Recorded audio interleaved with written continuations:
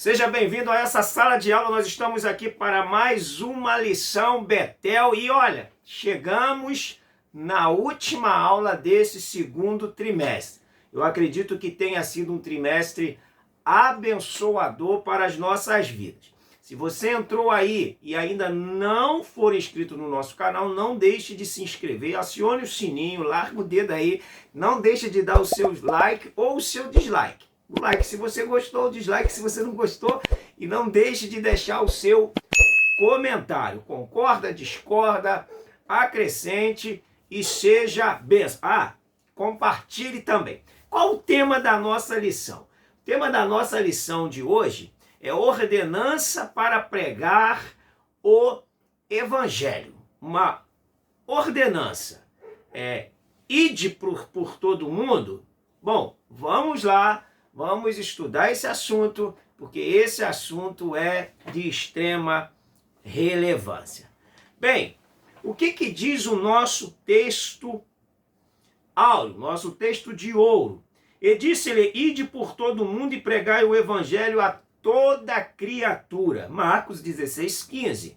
A verdade aplicada, cada discípulo de Cristo, independente do cargo ministerial, tem a responsabilidade de anunciar todas as pessoas a mensagem do evangelho da salvação em Cristo Jesus. Os objetivos dessa lição é mostrar que o ID é uma ordenança sem contestação. Está aqui baseada aqui em Mateus. Deixa eu deixar nossa Bíblia aberta aqui. Mateus capítulo 28. Mas o autor aqui também está usando o Evangelho de Marcos. Vamos lá. Segundo objetivo, falar que o tempo de semear é ininterrupto e ressaltar que ganhar almas é algo sublime. Bem, Marcos 16, 15, 16, 17, 18 e 20 é o texto de referência e nós não vamos ler, como de costume, lembrando que se você entrou aí pela primeira vez, essa aqui é um resumo, uma sinopse da aula para que você possa, de repente, somar aí com o seu conteúdo, tá bom? Não é uma aula, a gente tenta fazer aqui de 30 a 40 minutos, dependendo da lição, até menos. Olha, então nós temos aí, baseado no Evangelho de Mateus, Jesus diz assim, no verso 18 do capítulo 28. Jesus, aproximando-se, falou-lhes, dizendo, toda autoridade me é dada no céu e na terra. Ide, portanto, fazei discípulos de todas as nações, batizando-os em nome do Pai, do Filho e do Espírito Santo. Essa expressão ide, que no caso estaria no imperativo, na verdade, examinando o texto grego, é indo. O tempo verbal é indicativo. Indo, o que quer dizer? Que aonde você estiver, você é um pregador do evangelho. O id, no imperativo, ele dá a ideia de que você tem que ir. O indo é por onde você passa, por onde você esteja caminhando, por onde você for, ali é um terreno para semear a palavra de Deus. Tá ok? Vamos lá. Estuda esse assunto com mais riquezas de detalhes. Ponto aqui, nós vamos para a nossa introdução. A igreja recebeu o mandamento de anunciar o evangelho, o conteúdo da pregação, o revestimento do poder pelo Espírito Santo e a promessa de termos o Senhor conosco todos os dias enquanto cumprirmos a missão. É urgente, é uma questão de obediência. Vamos cumprir esse mandamento, como diz Mateus, capítulo 10. Anota aí nas suas anotações aí para somar. Mateus capítulo 10, verso 27. diz assim: o que vos digo às escuras, dizei-os à plena luz, e o que se vos diz aos ouvidos, proclamai nos telhados. O que quer dizer isso? Quando é que eles proclamavam uma mensagem no telhado? Que eles subiam para o teto das casas e proclamavam uma mensagem.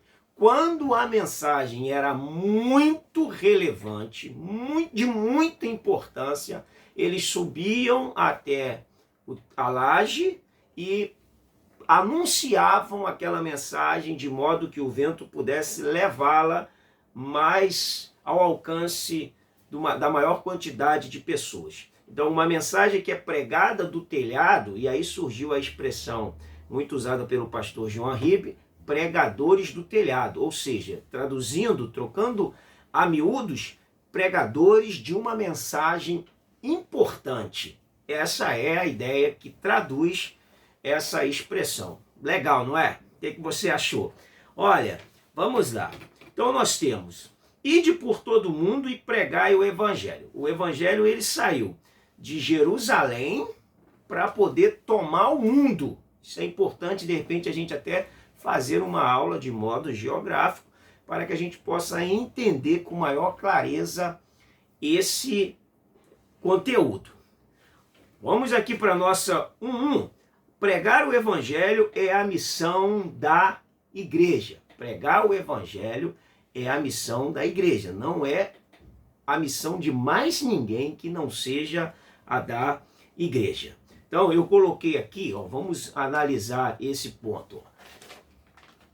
A missão da igreja é pregar o evangelho. Então, nós temos aí: portanto, ide e fazei discípulos de todas as nações, batizando-os em nome do Pai, do Filho e do Espírito Santo. Então, é ide e fazei discípulo. Então, se converteu, discipula essa pessoa até ela se tornar alguém parecido, semelhante a Cristo. E disse-lhes: ide por todo mundo e pregai o evangelho a toda criatura. O texto de Mateus, ele está mais completo do que o texto de Marcos. A missão da igreja então a palavra missão, ela vem aí, é uma expressão latina e vem do latim missione, que significa, que vem do verbo mittere, que significa ação, tarefa, ordem, mandato, compromisso, incumbência, encargo ou obrigação de enviar missionários. No grego corresponde a palavra apóstolos, que em português é apóstolo, e significa alguém enviado por ordem de outrem para realizar uma tarefa. Ora, alguém é enviado para realizar algo, missão, tarefa, no intuito de atingir um alvo específico, missão, objetivo. Esse aqui é, então, o papel da igreja, corpo de Cristo. Muito importante a gente entender que o papel principal da igreja não é fazer grandes eventos, não é fazer grandes manifestações. O papel da igreja não é fazer templos faraônicos, eventos de abalar as localidades. O papel da igreja é pregar o evangelho. A gente não pode se ater a grandes eventos onde nós mesmos somos nutridos por isso, ou até nos envaidecemos pela grandeza do evento e pela grandeza da igreja. Essa não é a proposta do evangelho. A proposta do evangelho é que a igreja vá e pregue, e fazendo discípulos, fazendo pessoas que realmente conheçam e sigam piamente a Jesus Cristo. 1.2. Fazer discípulos de todos os povos. Esta foi a autorização que Jesus deu a cada um dos seus seguidores. Essa foi a maior oportunidade que ele já ofereceu aos crentes em Cristo Jesus.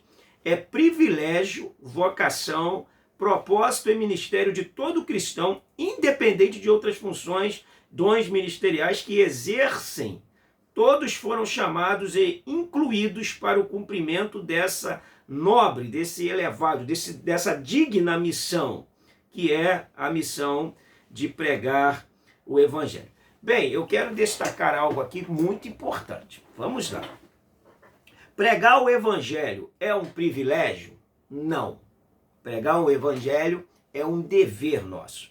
Por que que não é um privilégio? Eu quero ler 2 textos para lucidar o nosso entendimento e depois a gente vai fazer uma analogia, tá bom?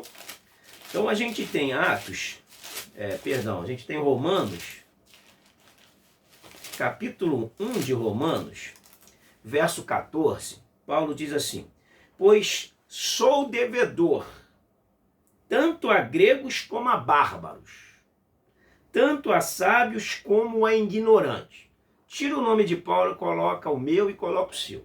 Sou devedor, tanto a gregos como a bárbaros, tanto a sábios como a ignorantes. Romanos capítulo 1, verso 14. Quem que é devedor? Nós somos devedores. Vamos ler também 1 Coríntios 9, 16. Vamos ver o que diz 1 Coríntios 9, 16. Se anuncio o evangelho, não tenho de que me gloriar, pois me é imposta essa obrigação. Porque ai de mim, se não anunciar o evangelho. Ora, só aqui nós já desconstruímos a ideia de privilégio. Não é um privilégio, é uma obrigação e ai da gente. O que seria o privilégio? Vamos fazer essa analogia de 2 canetas. Eu tenho essa caneta para fazer uma assinatura e tenho as 2 canetas, eu vou assinar uma documentação e eu tenho essas 2 canetas. Eu pego e escolho essa da minha direita, em detrimento a essa da minha esquerda. Essa da minha direita foi privilegiada, porque ela foi a escolhida. No quesito evangelho, não tinha outra opção. Ou é você ou é você. Ou sou eu. Então não é privilégio. Por isso que Paulo fala, sou devedor.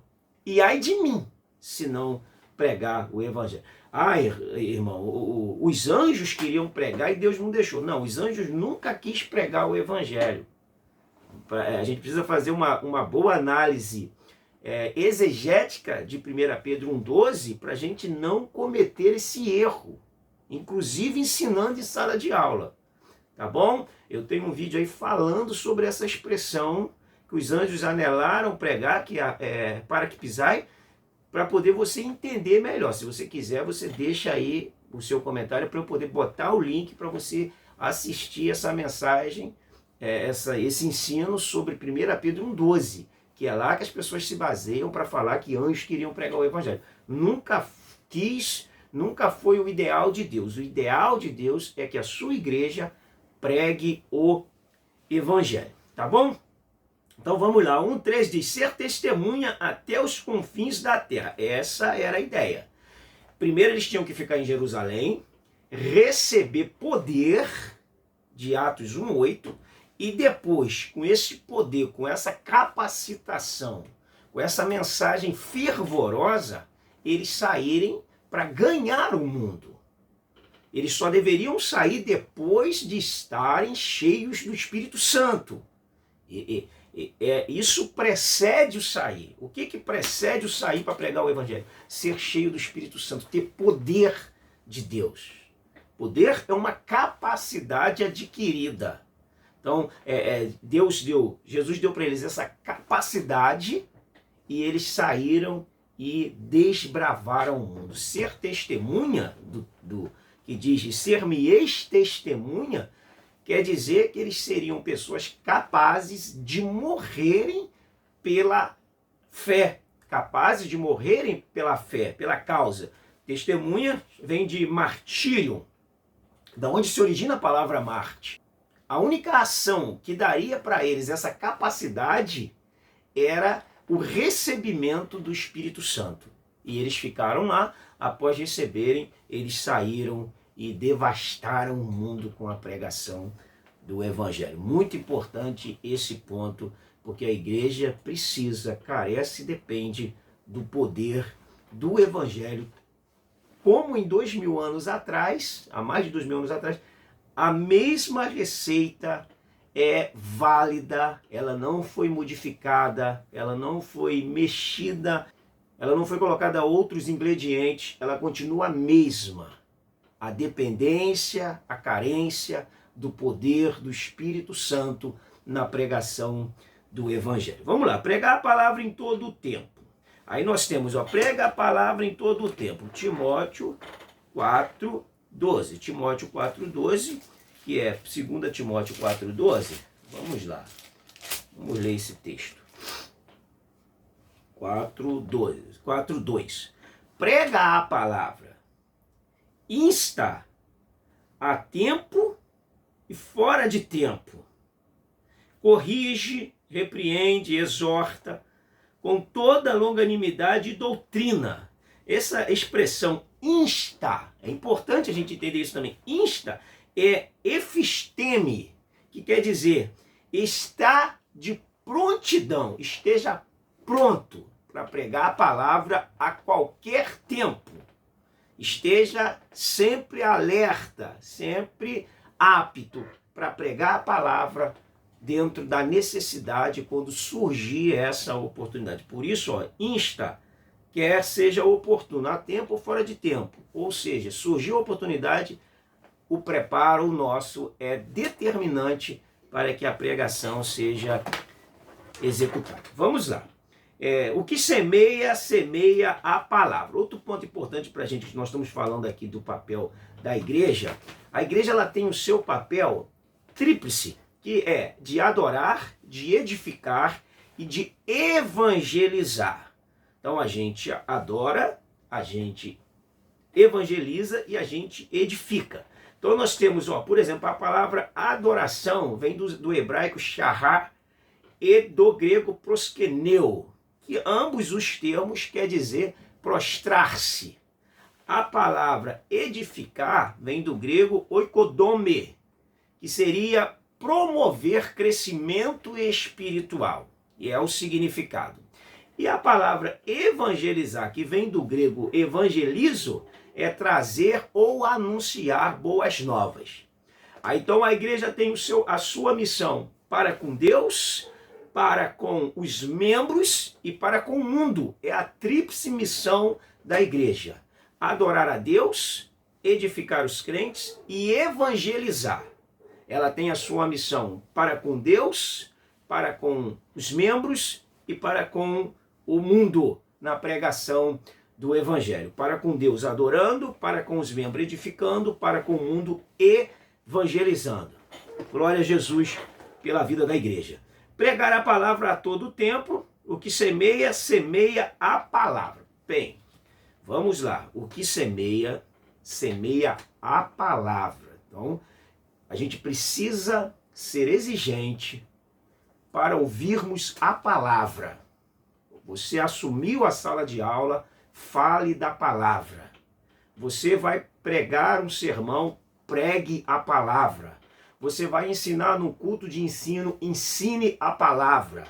Não saia da palavra.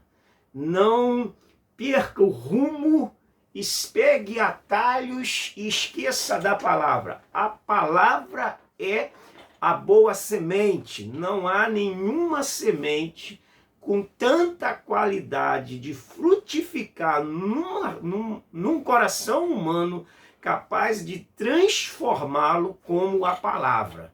Então, o que semeia, não semeia filosofia, não semeia psicologia, não semeia sociologia, o que semeia não semeia triunfalismo, o que semeia, semeia a palavra, ela basta, ela é suficiente, ela é capaz de operar aquilo que dentro do ser humano ele precisa para reconhecer o Senhor e se arrepender dos seus pecados. Pela manhã semeia a tua semente, está falando a respeito do trabalhador, do segador. Ele vai semear a sua semente pela manhã e vai ter esperança da colheita. Então você semeia e sede paciente como um agricultor para que essa semente germine.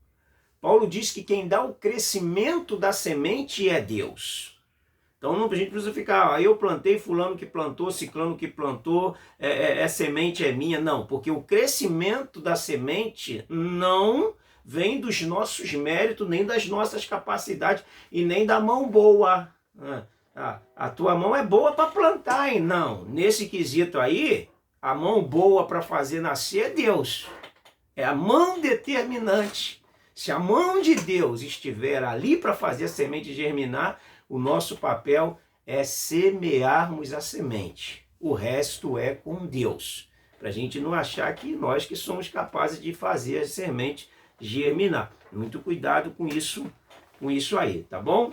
O que observa o vento nunca semeará. Outro ponto importante. Aí eu quero falar ainda sobre esse quesito da igreja. O que semeia, o que observa o vento nunca semeará. Bom, se a gente não semear, a gente vai ficar justamente dentro das próprias quatro paredes e acabando arrumando problema com os outros. A igreja precisa preservar a simplicidade, o amor e a santidade.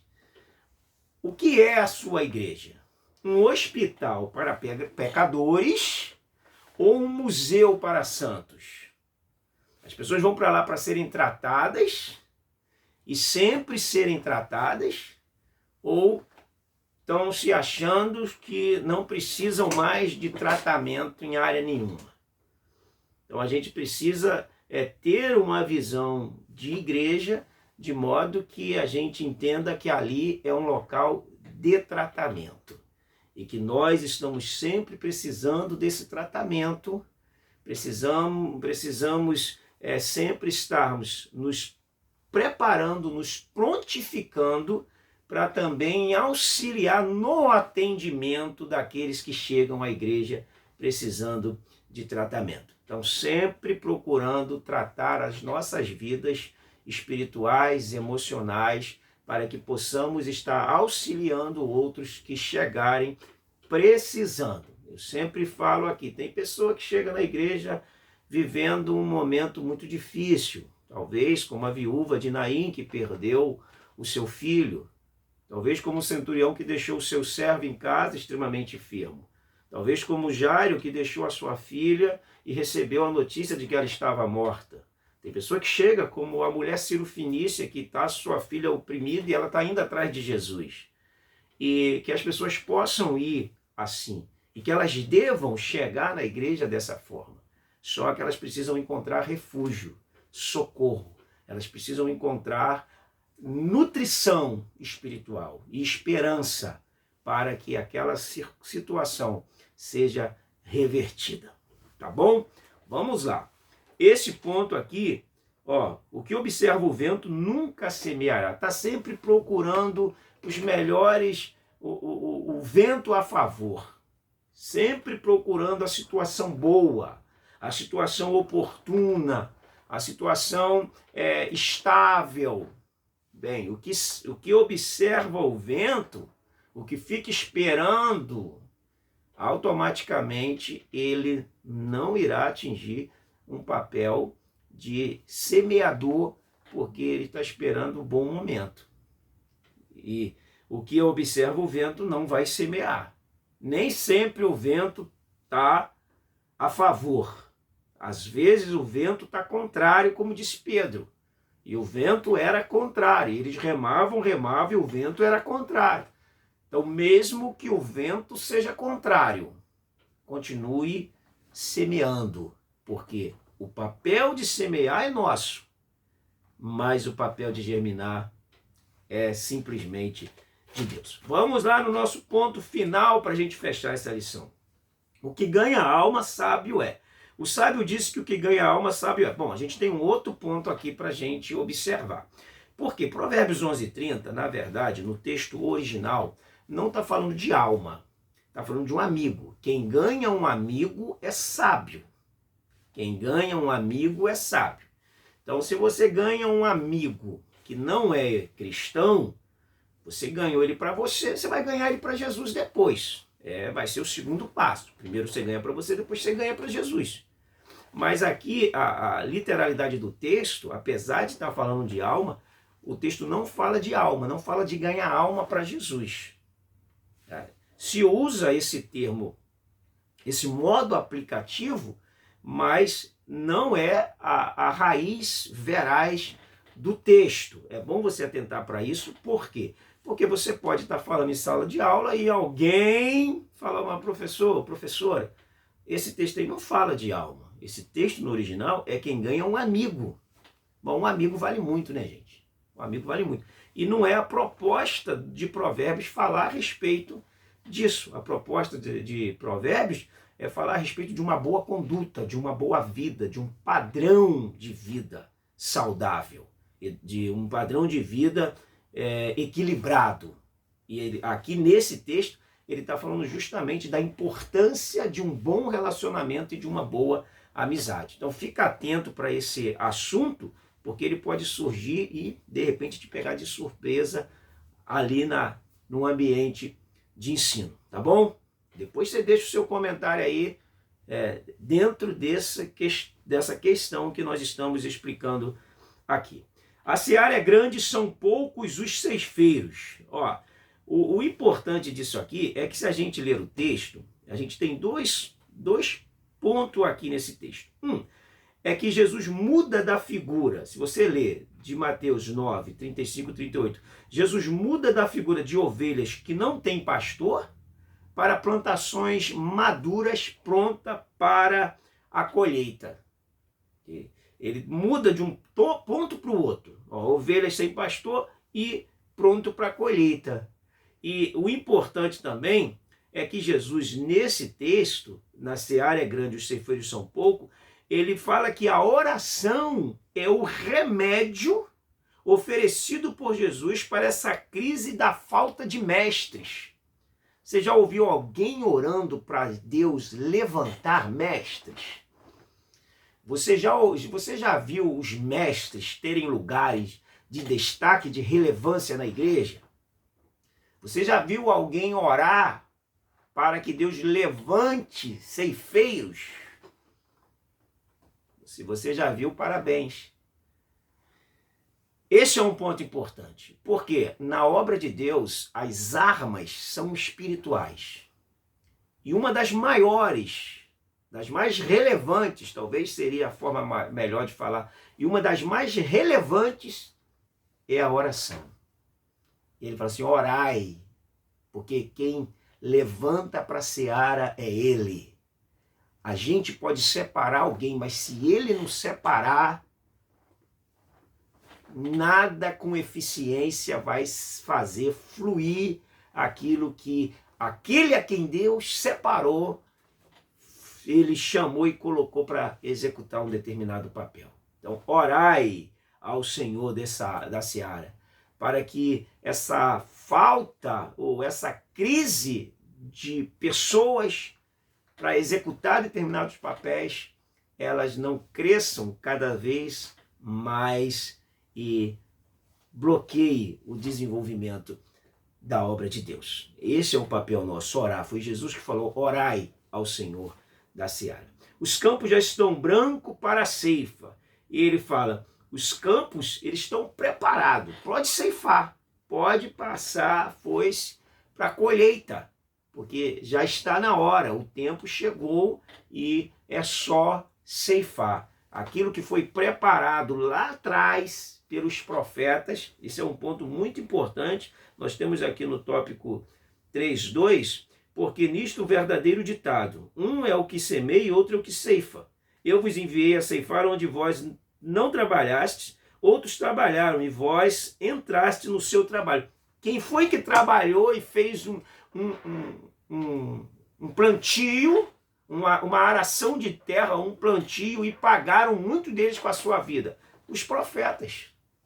Eles vieram preparando tudo isso, com Deus levantando um e outro com as suas mensagens e eles pregando a palavra de Deus. E eles entraram nesse cenário justamente para colher, porque é assim mesmo, um planta, outro rega, Deus dá o crescimento e nem sempre quem planta colhe. E a gente precisa ter essa visão. que mesmo que eu não colha o que plantei, mas a minha marca está ali. Porque se alguém colheu, foi porque alguém plantou. A gente não pode ficar. Isso foi um trabalho de equipe na obra de Deus. Olha que legal. Vamos lá, a recompensa de levar a preciosa semente. Não é fácil a semeadura, muitos espinhos encontraremos nos caminhos muitas vezes, é com cansaço, caminhando e gastando o solado do sapato com lágrimas e recebendo pedras, portas na cara, zombarias, mas a recompensa é grandiosa. Bom, todo mundo que sai para o caminho tem que estar preparado o seu emocional. Não é só preparar espiritualmente, não é só preparar intelectualmente, você precisa se preparar emocional para ser ofendido, para ser humilhado, para receber portas na cara, para ser muitas das vezes esculachado em nome de Jesus. Pedro fala e Jesus também fala: bem-aventurados sois vós quando vos injuriarem por causa de mim, por causa do Evangelho. Então, quando te injuriarem por causa do Evangelho, se tenha como um bem-aventurado. Porque os aplausos é o que pregam e conclamam hoje para quem prega o Evangelho. Mas Jesus disse que bem-aventurado são aqueles que serão humilhados por causa do Evangelho do Senhor. Que Deus abençoe a sua vida. Chegamos ao fim desse trimestre maravilhoso e a conclusão diz que com a capacitação do Espírito Santo aproveitemos enquanto é dia e anunciemos a todos com ousadia a mensagem da salvação em Cristo Jesus, para que outras pessoas também se tornem discípulas do Senhor e Deus continue sendo glorificado. Deus abençoe a sua vida. A minha oração é que o Espírito possa te usar poderosamente e que Deus possa iluminar a nossa mente e nos despertar para a pregação do Evangelho. O tempo do fim está próximo. Deus abençoe a sua vida.